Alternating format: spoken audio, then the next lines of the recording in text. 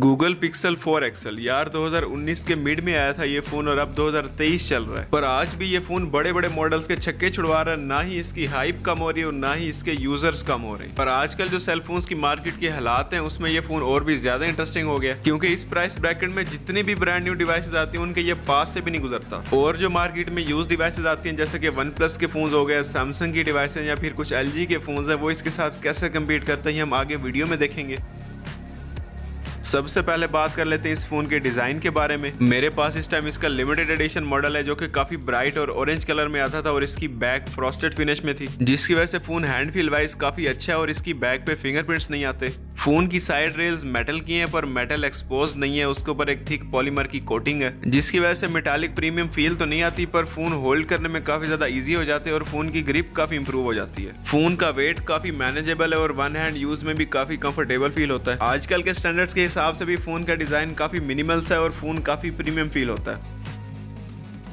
पर आप जैसे ही फोन को अनलॉक करेंगे और ऊपर इतनी बड़ी बेजल देखेंगे तो आपको थोड़ा सा फोन आउटडेटेड फील होगा, पर इसकी एक रीजन है क्योंकि इस फोन में आपको 3D फेस अनलॉक का ऑप्शन मिलता है जो कि सिर्फ एप्पल की डिवाइसेस में या फिर कुछ लिमिटेड हवावे की डिवाइसेस में है। फेस अनलॉक के बारे में हम वीडियो में आगे डिस्कस करेंगे, अभी हम जरा डिस्प्ले के बारे में बात कर लेते हैं। डिस्प्ले इसका 90 हर्ट्ज है, रेजोल्यूशन क्वाड HD 1440p है, OLED बेस्ड टेक्नोलॉजी है और साथ में HDR10 का सपोर्ट है। यार सच्ची बताऊं तो डिस्प्ले देख के मुझे ऊपर की बेजल बिल्कुल ही भूल जाती है, क्योंकि इसकी डिस्प्ले क्वालिटी बहुत ही ज्यादा आउट क्लास है। इस प्राइस ब्रैकेट में इतना शार्प और इतना कलर एक्यूरेट और इतना रिस्पॉन्सिव डिस्प्ले आपको किसी भी फोन में मेरे ख्याल से तो नहीं मिलने वाला। आउटडोर यूज में आपको थोड़ा सा तंग करेगा क्योंकि डिस्प्ले की ब्राइटनेस लेटेस्ट डिवाइसेस के मुकाबले में थोड़ी सी कम है, पर इतना ब्राइट जरूर है कि आप इसे आउटडोर में यूज कर सकेंगे। मैं बार बार स्क्रॉलिंग इसलिए कर रहा हूँ ताकि आपको डिस्प्ले के टच रिस्पॉन्स का पता चले कि कितना बेहतरीन डिस्प्ले इसमें। आपको कुछ फोन्स में 120 हर्ट्ज डिस्प्लेस भी देखने को मिलेंगे, पर उनकी जो डिस्प्ले क्वालिटी होती है वो इसके मुकाबले में बहुत कम होती है। इस प्राइस ब्रैकेट में सैमसंग की कुछ डिवाइसेस हैं जो कि इसके डिस्प्ले के साथ compete कर सकती हैं, जैसा कि S10 5G हो गया, S10 हो गया, S10 Plus हो गया या फिर Note 10 5G या Note 10 Plus हो गया। पर उन सब डिवाइसेस में 60 हर्ट्ज डिस्प्ले और इसमें 90 हर्ट्ज डिस्प्ले है, तो डिस्प्ले क्वालिटी वाइज फोन बहुत अच्छा है।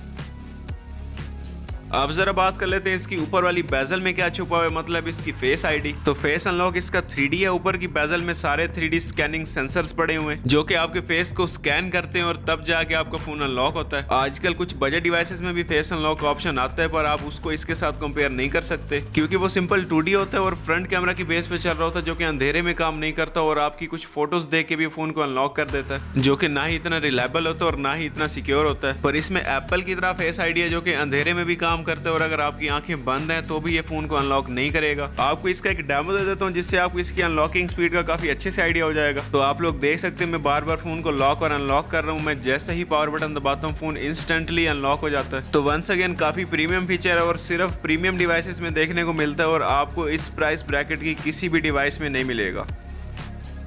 स्पीकर्स की बात करें तो ये गूगल की डिवाइसेस की हमेशा से स्पेशलिटी रही है कि वो सबसे अच्छे और सबसे बेहतरीन होते हैं। इस फोन में भी डबल स्टीरियो स्पीकर्स हैं, एक नीचे बॉटम में और एक ऊपर ईयरपीस में। स्पीकर्स बहुत ज्यादा लाउड हैं, काफी अच्छा साउंड प्रोड्यूस करते हैं और स्पीकर्स की बेस काफी अच्छी है। इस फोन पे आपको मीडिया कंज्यूम करते हुए या फिर वीडियोस देखते हुए ऑडियो का काफी अच्छा एक्सपीरियंस मिलेगा। और दूसरी बात, क्योंकि ईयरपीस में एक लाउड स्पीकर पड़ा हुआ तो आपको कॉलिंग के टाइम पे भी काफी अच्छी ऑडियो मिलेगी। तो स्पीकर इसके बहुत अच्छे हैं, आपको साउंड वाइज कोई मसला फेस नहीं करना पड़ेगा।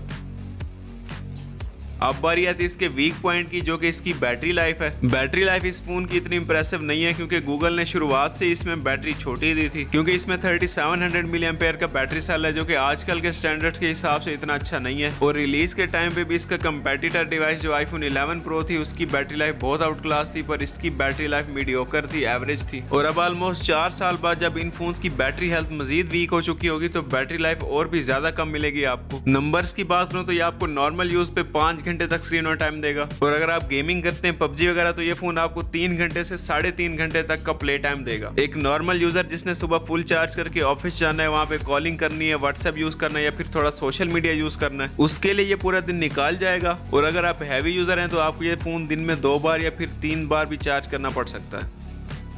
स्पीड और परफॉर्मेंस की बात करें तो इसमें स्नैपड्रैगन 855 प्रोसेसर आता है और साथ में आती है 6 GB की fast RAM, 7 nanometre base processor और साथ में डिसेंटली पावरफुल एड्रीनो 640 GPU। इन सब का कॉम्बो आपको काफी डिसेंट और अच्छी परफॉर्मेंस देगा। डे टू डे यूज में, कैमरा में, मल्टीटास्किंग में, सोशल मीडिया में आपको कहीं पे भी फोन में कोई लैग या फिर जटर फील नहीं होगा, क्योंकि ये फोन लेटेस्ट एंड्रॉइड 13 पे रन कर रहा है, जिसकी वजह से इस फोन की परफॉर्मेंस और भी ज्यादा बेहतर है। एंड्रॉइड 13 की इसकी लास्ट अपडेट थी, इसके बाद आपको एंड्रॉइड 14 की अपडेट इसमें नहीं मिलेगी। परफॉर्मेंस में नॉर्मल यूज के अलावा आप इसमें डिसेंट गेमिंग भी कर सकते हैं, जैसा कि कॉल ऑफ ड्यूटी या फिर पबजी वगैरह में भी आपको ये काफी अच्छी और डिसेंट परफॉर्मेंस देगा। इसकी बैटरी लाइफ वीक होने की वजह से आपको चार्जर लगा के गेमिंग करनी पड़ेगी, जिसकी वजह से फोन गर्म हो जाता है और इसकी परफॉर्मेंस में ड्रॉप फील होता है। वैसे भी इस फोन का टेम्परेचर मैंने नोट किया है कि गेमिंग में बिना चार्जर के भी ज्यादा हो जाता है और आपको फोन की परफॉर्मेंस में थोड़ा ड्रॉप फील होता है। अदरवाइज गेमिंग के अलावा नॉर्मल यूज पे ये फोन आपको कभी भी तंग नहीं करेगा। और वैसे प्राइस वाइज भी देखा जाए तो ये फोन अपने से डबल कीमत के फोन से भी बेहतर परफॉर्मेंस दे रहा है, क्योंकि इस प्राइस ब्रैकेट के ब्रांड न्यू फोन्स भी इस लेवल की परफॉर्मेंस कभी भी नहीं देंगे। तो प्राइस वाइज इस फोन की परफॉर्मेंस बहुत अच्छी है और वैसे जो इसकी थोड़ी बहुत शॉर्ट कमिंग्स है वो मैंने आपको इसमें बता दी है।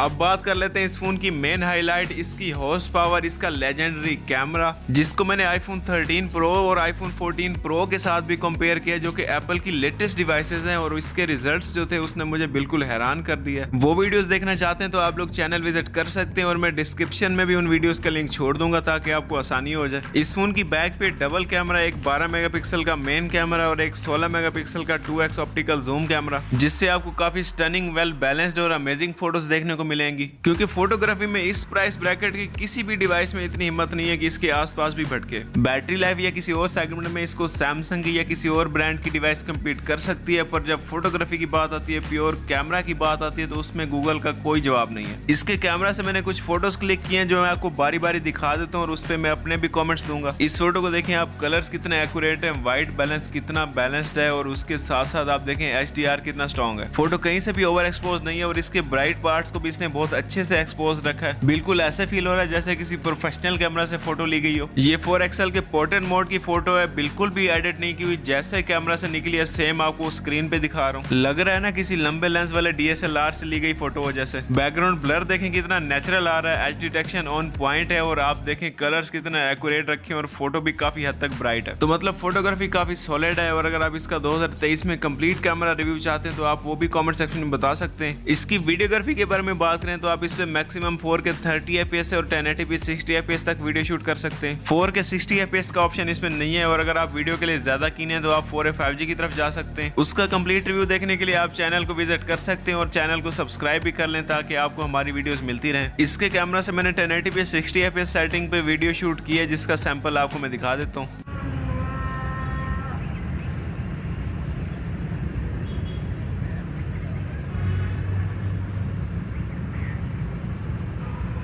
तो दोस्तों ये था पिक्सल 4XL का 2023 में कंप्लीट रिव्यू। फोन की लेटेस्ट प्राइस देखना चाहते हैं और फोन परचेज करना चाहते हैं तो मैं डिस्क्रिप्शन में एक ट्रस्टेड सेलर का लिंक छोड़ दूंगा, आपको वहां से हमेशा अच्छी और परफेक्ट डिवाइसेस मिलेंगी। फोन बहुत अच्छा है, कैमरा आउट क्लास है, डिजाइन काफी अच्छा है, परफॉर्मेंस बहुत अच्छी है, बस एक बैटरी लाइफ की इसमें कमी है। और अगर आप अच्छी बैटरी वाली फुल डिस्प्ले में गूगल की डिवाइस लेना चाहते हैं तो ये साथ ही आपको 4A 5G का रिव्यू नजर आ रहा होगा, आप उस पर क्लिक करके वो भी देख सकते हैं। बाकी फिर मिलते हैं नेक्स्ट वीडियो में, तब तक के लिए